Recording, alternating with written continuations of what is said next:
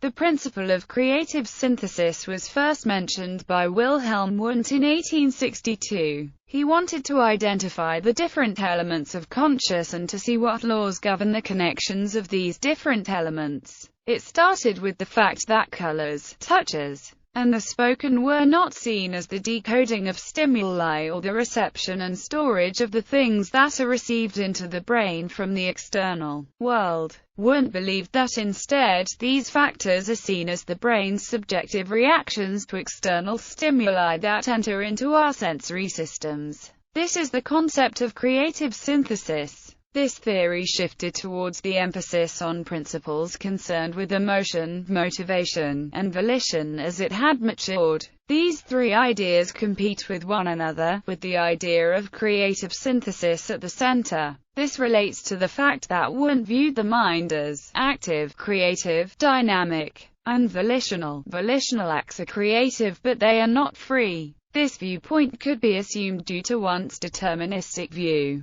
Behind every volitional action that occurs, there were mental laws that acted on the contents of the consciousness. The shift in the goal-directed activity may have occurred, but it was already determined to change from the original plan. The sensory organs can be described endlessly in physics and other sciences, but these descriptions do not include explanations of the psychological qualities that are experienced. Qualities such as sweet, heavy, painful, or dark blue are ones that can only be studied in a brain that is still able to react to experiences around it. There are no psychological qualities in physics. For example, there is no red, or green, or blue in that world. Redness, greenness, and blueness are phenomena that are created by the cortex of the experiencing individual. A musical quality, the flavor or the wine, or the familiarity of a face is a rapid creative synthesis that cannot, in principle, be explained as a mere sum of elemental physical features. A key feature of creative synthesis is that mental capacities are more than the sum of their parts. In all psychical combinations, the product is more than the sum of their different parts that are combined.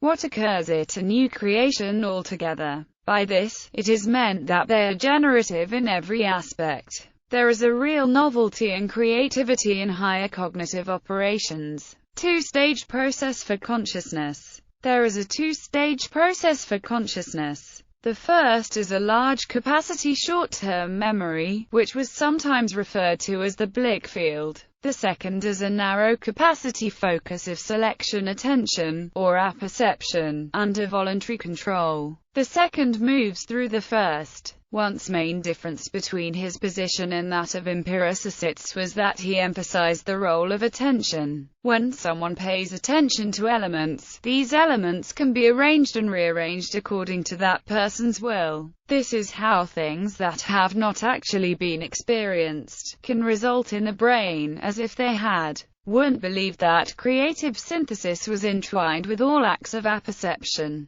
It was believed by Wundt that this apperceptive process was important for normal cognitive functioning. The creative synthesis principle was continually being expanded. Factors regarding this are: mental states are dependent on the context in which they occur. They usually take the path of least resistance in the constructive acts. They fluctuate through opponent processes. This is called the principle of contrasts. The principle of contrasts. The principle of contrasts is the idea that opposite experiences intensify one another. For example, a pleasant experience always seems more pleasant if it follows one that is interpreted as painful. A theory that is somewhat similar to this is the principle toward the development of opposites. This is the phenomena that occurs after a prolonged experience of one type. There becomes an increasing tendency to seek out the opposite experience. A major manifestation of creative synthesis is the concept of heterogeny of ends.